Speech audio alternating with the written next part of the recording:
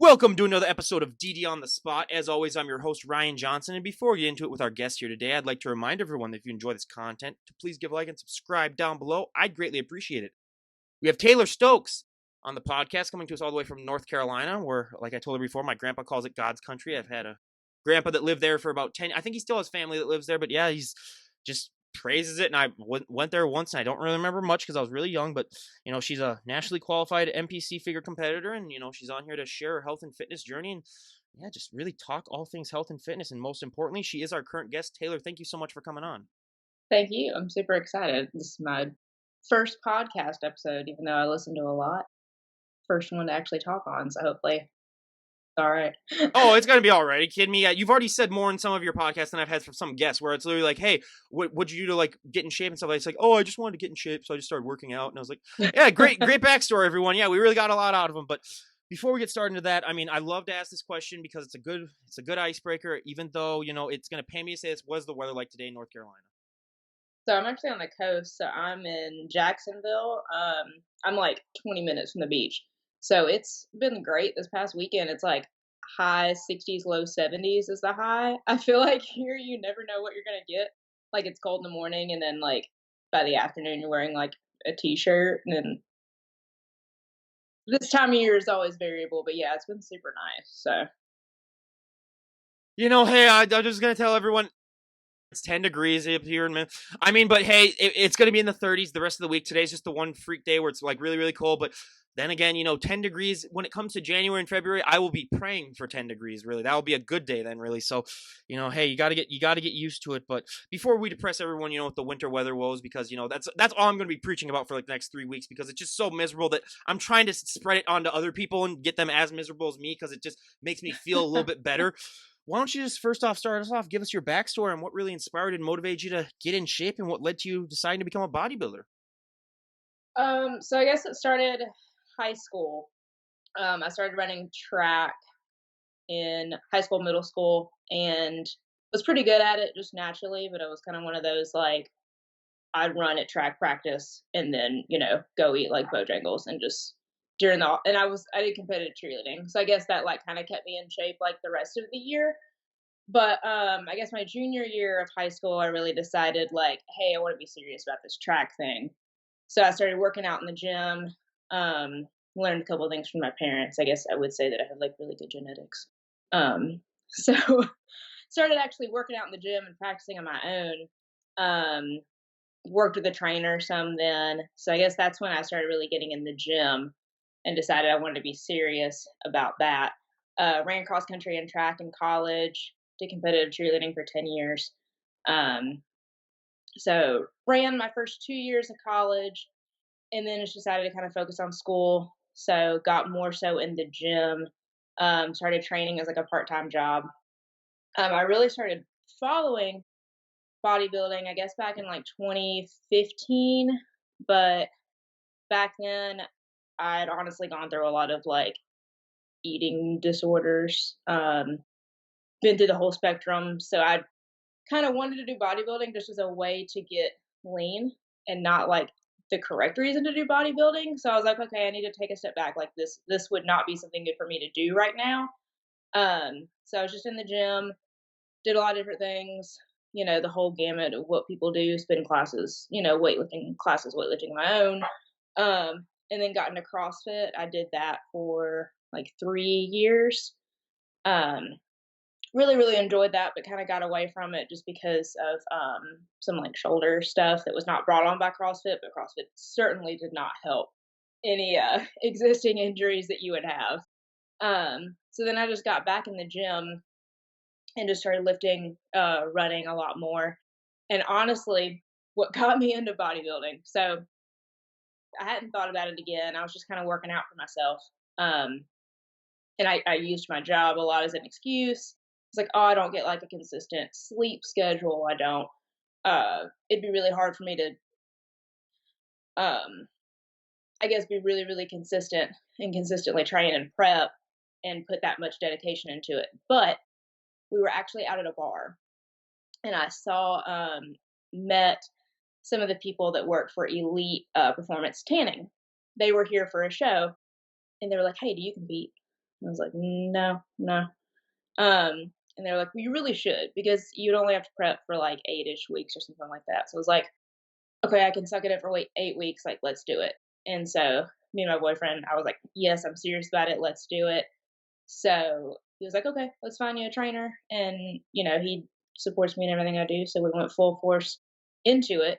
I kind of wanted to use it as one of those like bucket list, like, we'll check this item off, like, along with all the other like fitness things that I've done. And then I got into prep, I guess like midway through, and I was like, man, I really like this. Um, so I was like, I work best off of like a very regimented like schedule.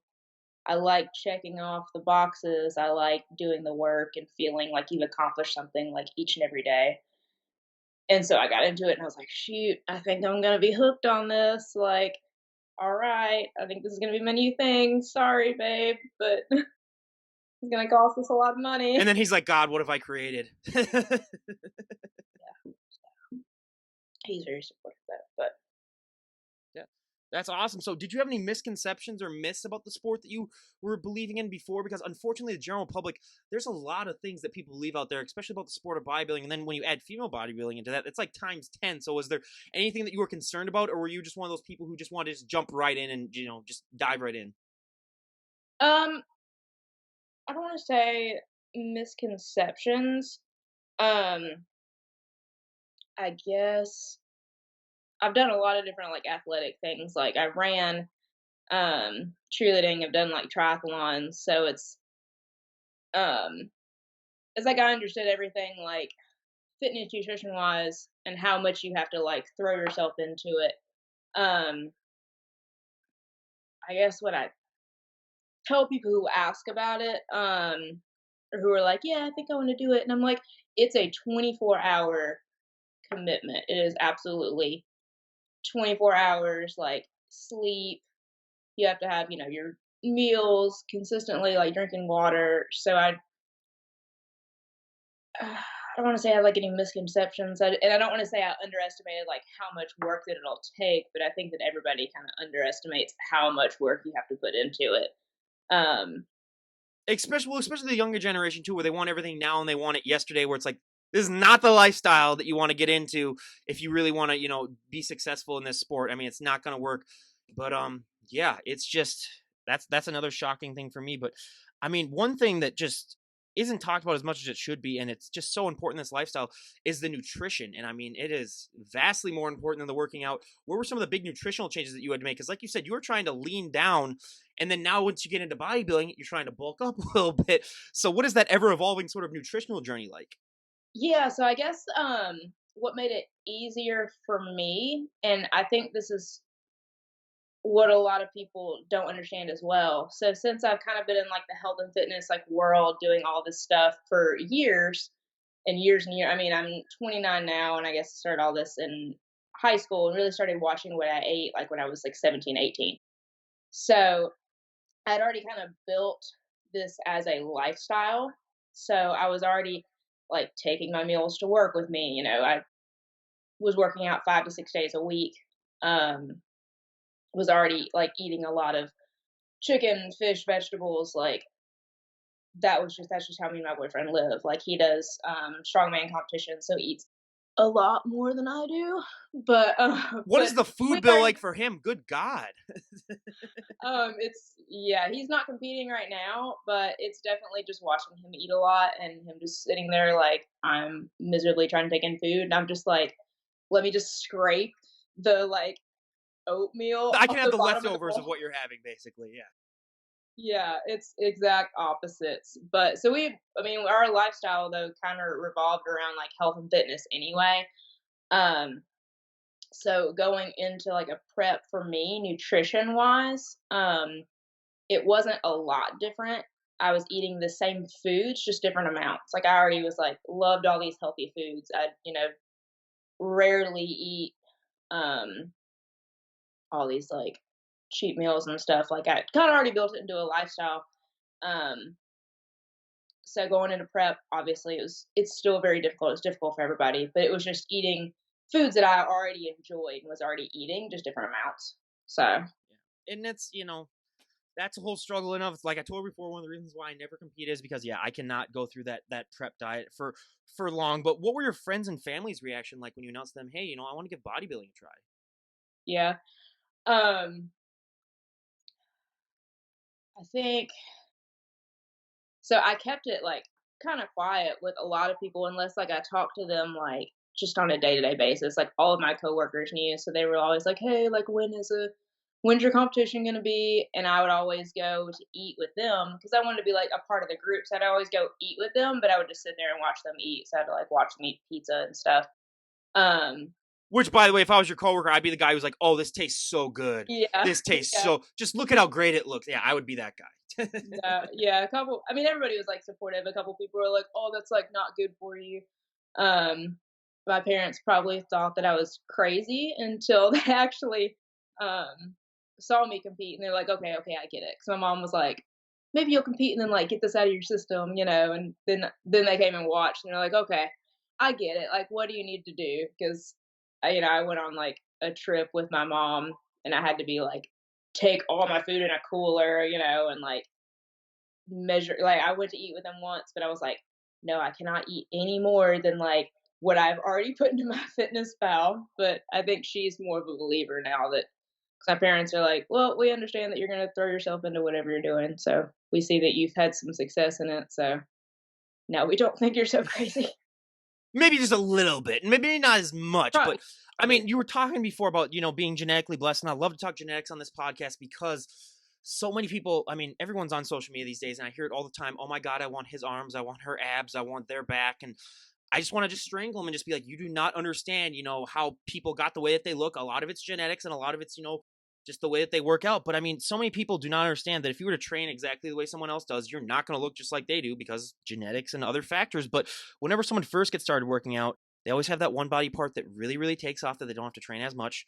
And they have that one body part that just drags into oblivion. They got to, train forever to catch up. For me, my back was the one thing that really took off for me, but I'm also 6'3", so my legs and lower body are just absolutely shot where, I mean, I could inject pure muscle into my legs, and I've said this a million times, and it's never going to help it. But what was one body part for you that really, really took off? And then what was one body part that dragged behind when you were getting started? So I'm the opposite, I'm 4'11 and a half, so I'm, like, pocket person. But I would say I've always had, like, really big legs, and I don't know if that comes from running, and, like, I've One of always those had people, good calves. God.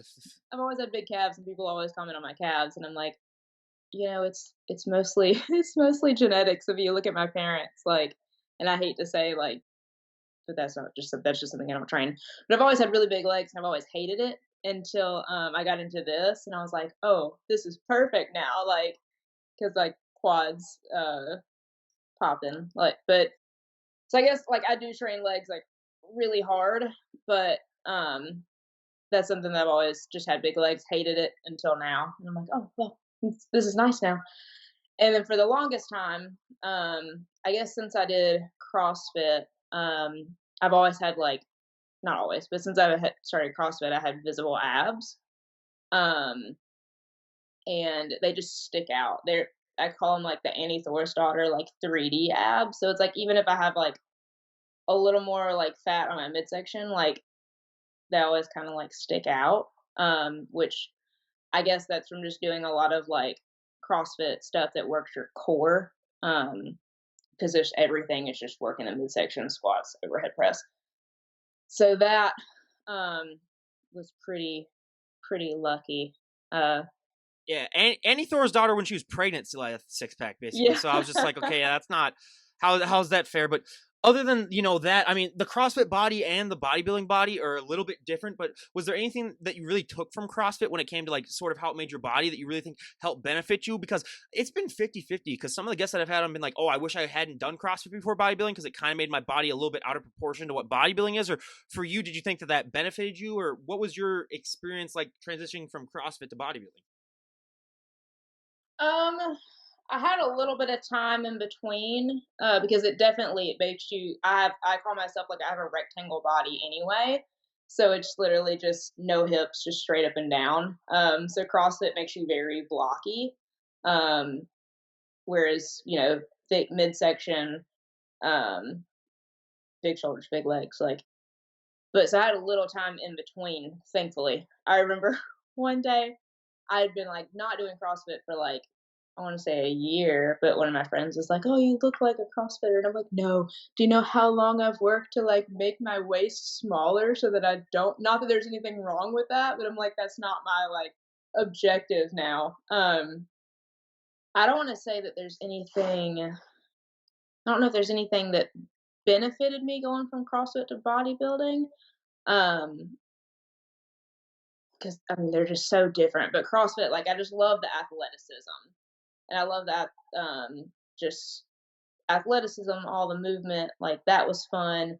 And then bodybuilding, it's totally different. You're just slow controlled movement, very methodical, like CrossFit's moving, as fast as you can. Weight, it's so different. Well, I mean, the only thing that I would take more over CrossFit is that you can eat maybe a little bit more, and you don't have to be as restrictive. Where it's you're kind of like how your husband is, where it's just like like yeah, you're literally just like fueling yourself really, and then it's just never ending struggle for that. But I mean, the hardest thing for most of these competitors, which I would have never guessed in a million years until I started this podcast, was posing. Where I compare it now to being a perfect driver, and you can be a great poser, you can never be a perfect poser.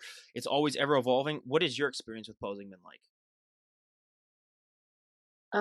Since I did competitive cheerleading, and like some dance when I was younger, I feel like it was easier for me to start posing just because of like the whole body awareness, like kind of being on stage. So that was a little bit easier transition. But posing in and of itself is just like a whole nother like you go to the gym, you do your cardio, you go lift, and then like you can spend like an hour a day like posing. Just that's a whole nother element to it. And I would my boyfriend was gone a lot like in the field doing like stuff for military like while I was doing all this. So I would just like set up our full length mirror like in our like entryway because we have hardwood floors and like that's where we have the most space. And I just set up my phone like on the floor and just video myself and just watch it like over and over and just do all that because obviously I'd pose with my coach, but then I was a lot on my own just practicing at night. But I mean, that's something you're always working on, like, and especially because I'm so new to it, it's like just watching videos, just working on it over, and it's like, how can you change your like the slightest angle of your shoulder to like make it look better? And then you pose at home, and then you look at yourself on stage, and you're like, why does that look completely different sometimes to what I thought? But I want to say like that was a little bit easier for me to get started, like I said, just because of like body awareness type stuff. But it's definitely harder than I thought it was gonna be. It's definitely harder because you watch it on stage and you're like, "Oh, that doesn't look hard. That doesn't look hard." And then you look at yourself and you're like, "Why do I look like, the most uncoordinated person ever?" Like, the first couple of times you try it. It's the most deceptive part of the sport where, yeah, the general public might look at it and be like, oh, yeah, that stuff's easy. And it's like, oh, well, get out there and do it. And then also hold that pose for maybe sometimes minutes at a time when your body's not designed to do that. But especially for figure, the one pose that we hear of that really is the hardest for so many figure athletes to develop is that lat spread because it's that one area where, I mean, it's not a natural thing to do. And it's sort of like riding a bike where, I mean, it takes forever, but once you learn it, it's almost impossible to unlearn it. Were you one of those people that it took a while for you to develop that, or were you one of the lucky few blessed that really you were just able to do it on command? I feel like so back when I was working out with, one of my, like, fellow trainers back when I trained, like, part-time, and we, like, obsessively, like, followed bodybuilding, we were like, "Okay, let's get, like, this lat spread thing down," and so I feel like we, like, did it then, and we got it down, so then when I started posing, I was like, "Oh, I got this, like, I know this." But, so that, like, came to me pretty easily when I needed it, but in my first show my first show, I mean, it goes by so fast. You go up there and you're like, you blink and you're off stage. Um, so I went up there and I put and just kind of added like nervousness because you're just thrown up on stage. Like I was the first one out. Um, I like later on, I was like, you know what? I'm pretty sure I didn't spread my lats. I think I like out of nervousness just like squeezed my shoulder blades together. And then somebody else is like, yeah, you didn't. But when you went back out the second time, then you spread your lats. So I was like, dang, just out of like nervousness, like you feel like you're doing it sometimes. And it's like, That's why it's important to practice. Again, and what? Hey, you have the smartest approach to it of any guest that I've ever had on, where you were ahead of time, being like, "Hey, this might be something that I need to actually like work on and get ahead." Because so many times, like I cringe almost every time I hear it. We hear about those people who, like, they were literally like in your situation where someone says, "Oh, like you're 8 weeks out from maybe doing a show." They do the 8 weeks. They maybe learn to pose a week ahead of time or not at all, and then they go on stage, and then it's just like, yeah. So at least you did that the right way, and that's great. And I mean, when you're walking on that stage, what is that feeling like for you? Because I mean, you've been through a prep, which, let's be honest, no one's ever had a nice prep. And anyone that says different, I consider them a crazy person. I was like, I know an insane asylum that needs some people. You can go to that, but what is that experience like for you when you get to walk up on that stage and show off all that hard work that you've worked months upon months on?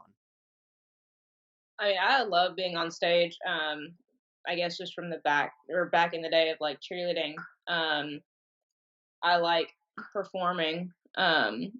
It's really fun to be up on stage. And my first show, it was like loud, everybody's cheering for you. And literally, there were people there. I was like, I have 3 people here watching me. Like, who are all these people cheering for me right now and calling out my number? Like it. So that was pretty cool. It is literally like in the blink of an eye, like you're done now. The longest time is when you're standing at the side of the stage, like holding that pose, like waiting for everybody else or waiting for them to like call your number, like, and you're standing there like, okay, am I holding my abs in? Like, am I squeezing my quads? But actually being up on stage and posing is like seconds, from my experience. And you work so hard, and then you work for, or you go up on stage for seconds, and you go up off stage. And at both times, I've been like, I don't even know if I did well. Like, I don't even remember like squeezing my glutes because we were up there for 5 seconds. Like I blinked and I was off stage. Um, and hang on one second. Riggs, stop, stop. What kind of dog do you have? It's a Greyhound. Oh my god. Oh yeah, I forgot about that. Okay, so now we gotta make a little tangent now about greyhounds though, because I've been so fascinated by greyhounds ever since I saw them Really? at a dog. I mean, I'm the biggest dog lover you'll ever have. We have a little Cavachon, which I mean, your dog would literally just sit on our dog and kill it. But like it. I've just been so. Is it hard to control a dog that's that fast? Really, especially on walks? No. So they're actually very lazy. So people think that they're high energy because they can run fast and because they do love to run. They're super duper lazy.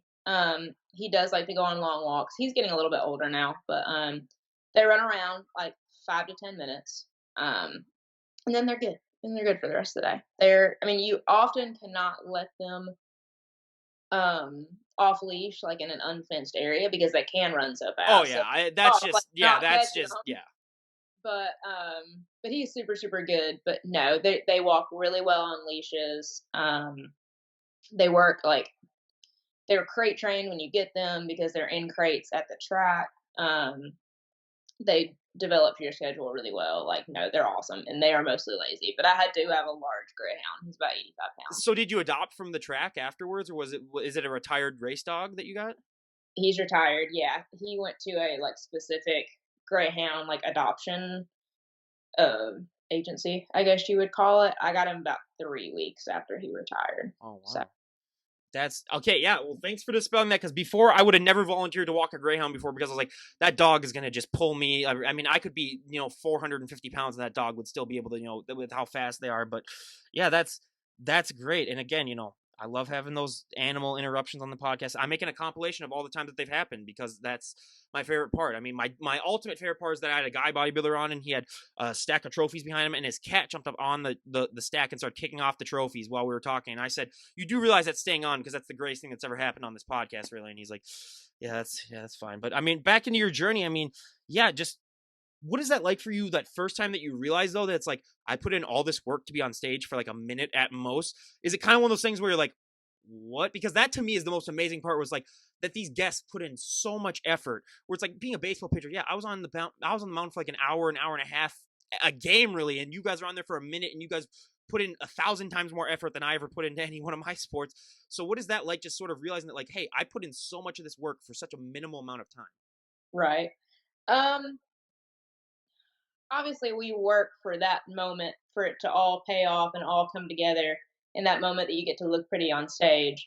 But that's not the only reason we're doing it. If you get into it, it's because you love the training aspect. It's because you love the discipline.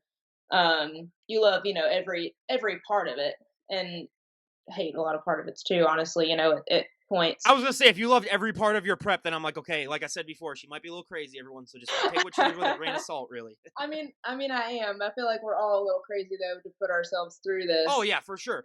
But there's a good kind of crazy and there's a bad kind of Yeah, crazy. You got to know the difference, though. yeah.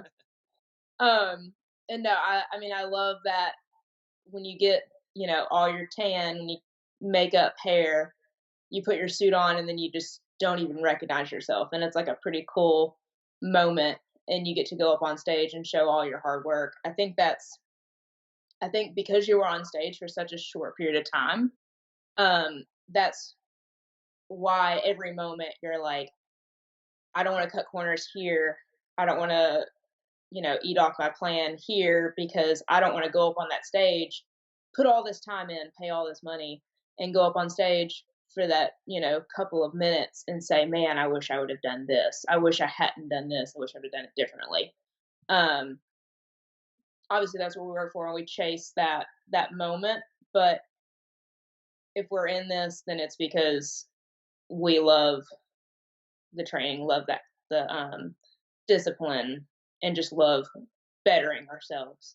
And that's just kind of the ultimate moment of like it's all come together and all your hard work's paid off. Well, I just got to quote National Treasure where they say, "What's one step short of crazy is passionate," and I think that's what can be used to describe, a lot of these bodybuilders. But one thing that is not talked about as well that really needs to be is post-show blues because a lot of people just don't mention it, and it's been talked about a little bit, but so many people in the general public do not understand that you're not going to be able to maintain that look 24/7 on stage.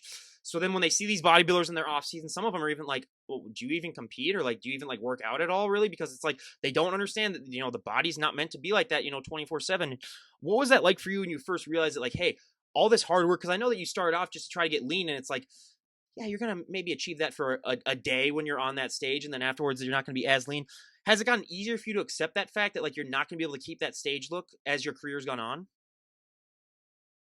So where do I want to start? Um,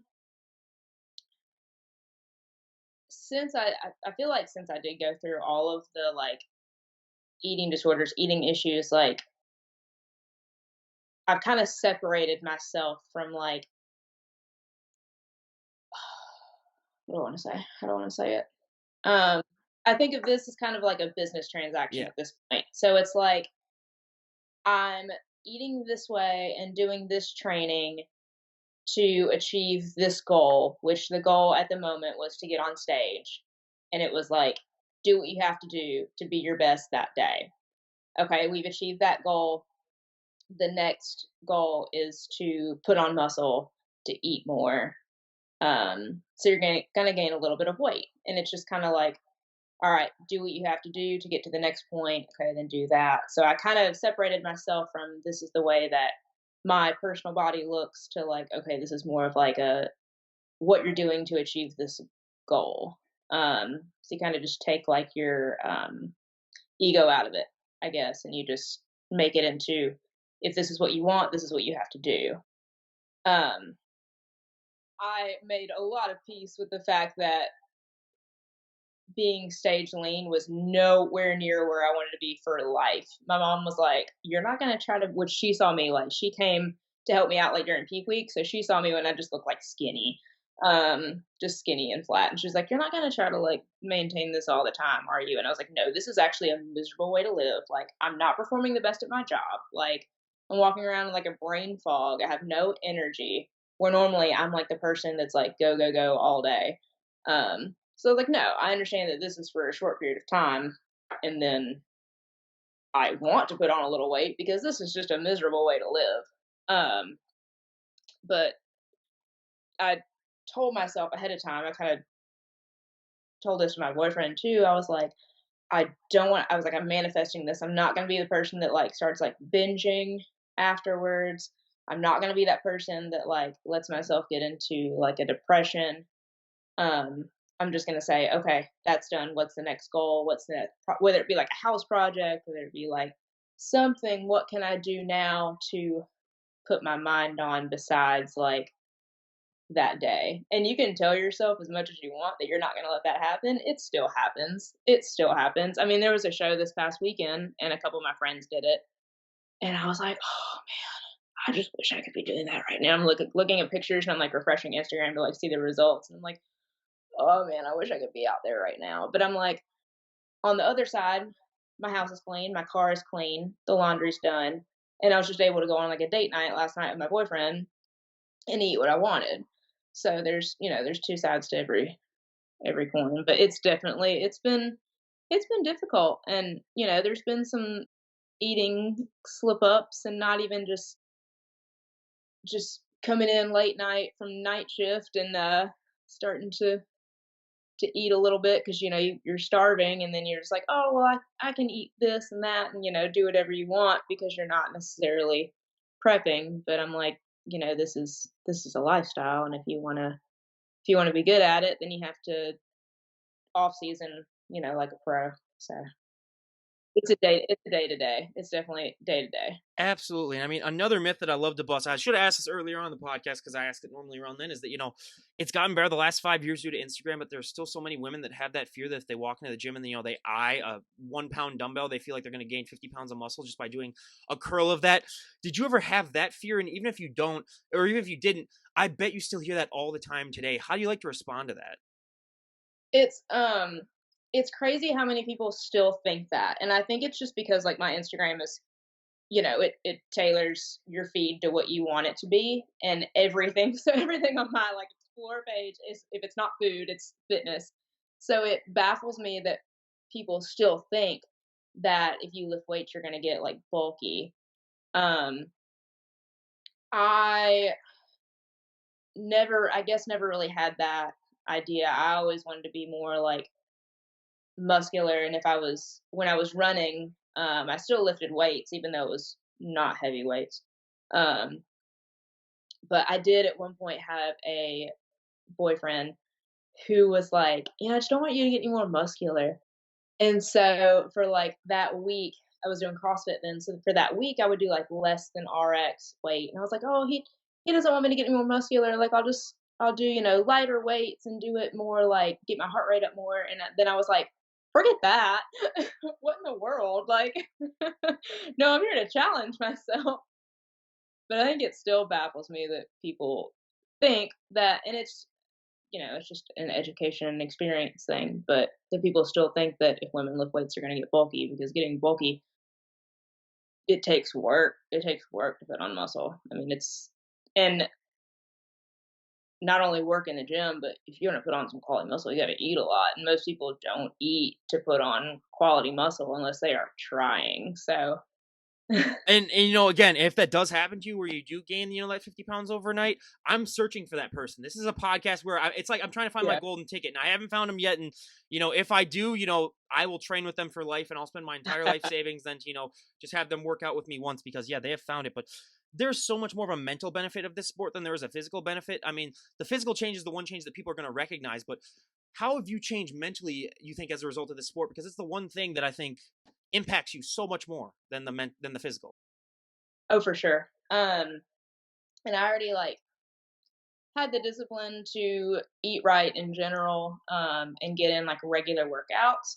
But when you're just working out for yourself, you can cut a lot of corners. You can be like, oh, I don't want to do cardio today, and that's fine because you're not working out for a purpose. Or I'd be like, oh, I don't feel like doing abs today. Like I'll just do it tomorrow. Like, um, or I can sleep in today. I'll work out less this week. Or nutrition wise, you just go to, oh yeah, we can go out to eat. Like it's no big deal. It's fine. Or like, oh yeah, I'll just throw some like fries on my plate. We make a lot of like sweet potato fries in the air fryer. And I'm like, oh, just don't measure it out. Don't do. Um, so I'm a person that works hard, but like anybody else, love to cut corners and love to make excuses. Um, I made a lot of excuses when it came to, like I said before, my job, where I was like, oh, I might not get the most consistent like sleep schedule. Um, I can't exactly like eat every 3 hours. Like I don't sit at a desk. I don't like have the easiest of jobs. Um, so I'd make a lot of excuses that way. When I finally said, hey, yes, I'm going to do it, I knew I was going to have to do it 100%. Because anything that I say I'm going to do, I'll throw myself into it completely. So I like to say that every day I'm like flexing my or growing my discipline muscle. Um, and every time you resist like a bite, because at first it was like, oh yeah, I'll have a bite of like whatever you're having, like one bite doesn't matter.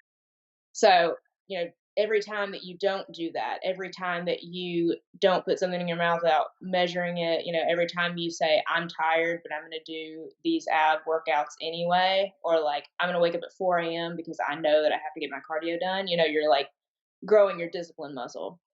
And how you do one thing is how you do everything. So I think when you do it on prep, you can kind of apply that to everything else in life. Um, so just Oh, I'm getting. Ugh. No worries. No, yeah, we get brain frog moments of brain prep. I mean, yeah, it's one of our old prep moments, really. So, yeah, no worries at all. But yeah, Just it's how you do one thing, it's how you do everything. So it's like I'm doing this 100%, and I could apply all those lessons that I was learning to work and everything else in life, and doing it when you don't want to, and checking off all those little boxes and just accomplishing something every day. Like I think that kind of that builds a lot of confidence, and that builds a lot of discipline, and you find out that you can achieve things that you didn't think that you could. And every day when you say, "Man, I want this food," or I just want to sleep in, every day you fight those urges, you get a little bit stronger every day. And so that just goes confidence, everything else in life. yeah, 100%. And it's just a never-ending fight and struggle, just like with a lot of things in the health and fitness lifestyle. But I mean, cardio is my number one thing that I hate more than anything else on the planet. I mean, I can run, and I mean not running, but I mean I can walk for forever. But when it comes to like actual running, I hate it. Like you said before, I knew that you were a soccer player, so running probably does come a little bit more natural to you. But what is your relationship like with cardio when it comes to bodybuilding? Um, I would say for the most part, I love it. I take it as my time to just watch TV and watch whatever I want on TV. And when you live with somebody else, that's not always something that you get to do at home. So I take it as my time to do or to watch whatever I want on TV. I enjoy it. I enjoy doing fasted cardio just because if I start out my day that way, then the rest of the day is going to go well. It's kind of like you do one thing to help yourself, and then the rest of the day is just going to get better from there. And you're just going to be in a better mindset. I wouldn't say that I loved it every single day. There are some days I absolutely hated it, and especially there, close to the end of prep, where you're like, oh my god, if this 30 minutes goes by any slower, then I might just throw myself in front of traffic. But for the most part, I generally enjoy it. It's one of the, I guess, easier parts for me. Um, I was one of the lucky ones though that only had to do 30 minutes a day. Um, I know there are some people who are not so lucky, so I consider myself blessed that I didn't have to do like hours and hours of cardio because I was like, I don't have an extra hours and hours in my day. Yeah, absolutely. And I'm glad that at least you don't seem to be struggling as much as a lot of other guests that I've had on. But I mean, one thing that you did mention that you struggle with, and I love to talk about, is sleep, because so many people do not understand that that's the most important thing in this lifestyle, and probably any lifestyle in general. And what is your relationship like with sleep? Because like you mentioned before, I mean, sometimes, and especially some of the night shift workers I have on, it's like good luck with that sleep, especially being in prep and being a bodybuilder. So, what is your struggle like when it comes to sleep? um, I was so lucky there. This just worked out like perfectly. That for a little while I was on day shift. Because we rotate. I have a job that rotates between day shift and night shift every 2 weeks, so that makes sleeping Oh, terrible, that sucks. Yeah. absolutely terrible. But I was lucky there that for a while I was on day shift. So I was able to like go to bed, and me and my boyfriend would get in bed like 9. We'd like sit there and watch TV, and I was like, I've never gone to bed this early. I was like, this is the best thing ever. Like once I started getting like 7 hours of sleep a night, um, I was like, this cannot be underestimated. Like this is amazing. I don't remember the last time I've had this quality of like a sleep schedule, and I was like, I understand the importance of this now completely. Um, but quick story. So it's not prep if something doesn't go wrong. Since I do have one of those jobs that switches back and forth between nights, literally the peak week for my first show, I was working night shift till 2 a.m. So I was like, oh, perfect. Um, so mom came, she helped me out. Um, the night before, I want to say, so Thursday night, my first show was on Saturday. So Thursday night, we had something happen. I ended up working till 3 a.m. I had to wake up at like 7 on Friday, start eating, and then we had to drive to the show. It was like a 4-hour drive. Luckily, my mom drove for me, but still, I was like, this could not go any worse. Where I had to work till 3 a.m., got like 4 hours of sleep, and then Friday night, the adrenaline, like being in a different bed, like you're excited. Couldn't sleep that night, laid down, and I was like, well, I am completely awake, surprisingly.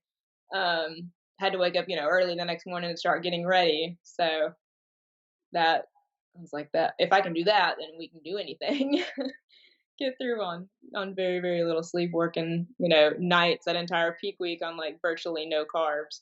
I was like, guys, just don't ask me to do anything that I absolutely need any more than I absolutely need to do at work this week. So what is that? I mean, how does that work for you? Because that's the one thing that differentiates bodybuilders, I think, from the general public is they have that switch that they can turn on where they can do stuff like that. Where normally in the general public, people just be like, "Oh, screw that," I'm not doing this. Where do you think that comes from? And is there any like tips that you have for people trying to find that in them to sort of push like that? Because that is one thing that amazes me about bodybuilders so much is just that willpower and that drive that they have for the sport. It's definitely it's very type A. I'm definitely like a control freak, utter control freak. Um, but when you give yourself that goal and you say, "Hey, I'm going to compete at this show on this date. I have this much time." You have to have like your utter like non-negotiables. And I think what a lot of people do and what I did when I was just trying to be healthy in general was you give yourself the option. You give yourself an option of like, if I feel good, I'll wake up in the morning to go work out. If everything, if X, Y, and Z goes correctly, I'll go do this. Or I have a party tonight. I might not eat while I'm there. I might, just wait and eat something healthier. If you give yourself the option, you're generally going to allow yourself some leeway. Whereas I think a lot of bodybuilders, when you do set that date for yourself, you don't have an option. And for us, like type A, like control freak, like you will succeed personalities, there's not an option except for to succeed. So I stopped giving myself the option of, if you don't wake up at, 4 a.m., you can just do your cardio like tonight after. And I was like, nope, there's no option. And there's no option of, I'll see what happens, if I can go grab food, I'm going to have my food with me. I'm going to drink all this water that I have to today. Like, I'm going to wake up early. I'm going to go to the gym after work or before work or, whenever my shift was. There's not an option. It's like, I have to do it. Whether I want to or not, it's going to get done. That box is going to get checked and we're going to get it done today. So I think that's kind of the biggest thing is once you to consider it a non-negotiable and you don't give yourself any leeway, like it's going to get done and just no matter what. Yep. No, I mean, I couldn't agree with you more. And I mean, let's be honest, you're not the average looking 29-year-old woman. Like, if you were to walk out in public dressed the way that you are right now, you are going to get maybe some stares and some people's attention just because when they see something that's not of the normal, it's just human nature to kind of be like, oh, wow, that's interesting. What has that been like for you? And has it gotten easier for you to adjust to that fact as your, journey has gone on that you're like, hey, I am going to drop more people's attention probably than normal? Yeah, the biggest thing for me is like, which I kind of adjusted to that because I've just been lifting. I've had big arms for a while now, so it's just I've had big calves for a while. So you just get comments like it's like okay, whatever. Um, but I just remember this was during prep. I want to say it was during the summer. I was walking into Target, like I had on like a t-shirt and like running shorts, like a big t-shirt, like nothing special. And this girl like shouted out her window like something at me, like that I had a nice physique or something. And I was like, "What? Me? What? Are you talking to me?" And then she saw me in the store, and she's like, "I didn't mean to be weird or anything." I'm like, "No, trust me, like, it's not weird. It's just I was kinda, like, caught off guard, like, "Oh, are you talking to me?" Like, because I'm, like, not wearing anything special. And then, when I do go to work, I wear, like, long sleeves and pants, and, um, it's n like, I think that I just look normal. Um, but, like, the guys, will comment to, like, other guys, like, "Oh, yeah, the muscular girl," and I'm like, "I don't even think I look muscular when I have on, like, my work uniform, like, I don't even think I look that way," so I guess I just come across as, like as and I'm like, "Okay, well, that's pretty cool." No, and that's awesome that that happens to you. And I mean, two of the questions that I love to ask before we wrap things up here: if you could change one thing about the sport of bodybuilding and everyone would go along with it, what would be one thing that you'd like to see changed? Hmm, changed about this sport. I guess, like, I feel like it's like I said, it's just perception is reality. Like, I feel like pretty mainstream now, but there's still, like, so many misconceptions about it. Like, some people will still ask you, like, "Oh, why is your tan so dark? Like, why do you look like that?" And then, like, it's funny 'cause some of my family is like, "Oh, I don't really like the look, but, like, good job." And it's just there's so many, I guess, misperceptions about, like, why you do it, and then, of course, people still look at, like, women with muscles and, don't look at it in the best light. And I'm like, can't we just all like, hey, you're working towards this goal? Like football, is so like mainstream and like nobody gives a heck if they get, hit in the head and like MMA. It's like stuff like that. It's like, oh yeah, sacrifice a lot to do that. And bodybuilding, especially women, it's kind of looked at as like, well, why do you want to look like that? Like, ugh. Yeah. No, yeah, I totally understand that too, and I wish that that would change. I mean, fortunately, I think it has gotten better, like the last 5 years or so, especially. But yeah, if it could even get even better, I totally agree with you on that. And if we were to have you on the podcast a year from today, which we will, I mean, you were a great guest. Where would you like to be at in your bodybuilding? Where would you like to just be at in your overall life? What are some goals that you'd like to have achieved when we have you on a year from today? Hmm. Well, um, I guess at some point next year, I'm gonna try to go to a national show. Um, so I hope to just really hope to do well on that. We'll see. Fingers crossed. But I just want each prep, I guess, to be better than the next, and each post show to be better than the next. And each day, if right now, especially if I mess up a little bit, I'm like, okay, learned a lesson. We'll do better tomorrow. Um, so I just want to continue learning lessons from this, especially like going through my first prep. Um, I was like, each day is just a learning experience.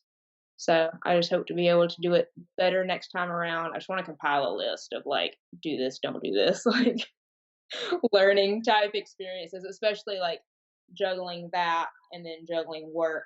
I'm like, okay, how can you do each of these things better? How can you adjust for these are the days you're going to be really low energy? So these are the systems that you need to put into place um, in order to be better at that and not go through like those struggles that you went through that particular day. So it's just being better every single day and just learning those important lessons and you might take one small step back, but just taking a few steps forward on top of that. No, absolutely, and yeah, I couldn't have said it better myself. And I mean, Taylor, we cannot thank you enough for coming on and sharing your journey with us. It was an absolute delight to talk to you, and I mean, we wish you nothing but the best. But again, thank you so much. I really appreciate it. Well, thank you. I appreciate you talking to me and I hope I didn't sound too Oh stupid. my God, you were great. You were great. Yeah, I really enjoyed it, and I think the audience will too. And again, you guys, I'll leave a link to her Instagram page down below. You will get inspired to get off that couch and stop eating all those Twinkies. But again, this is Ryan Johnson, DD on the spot, signing off. Have a great day, everyone.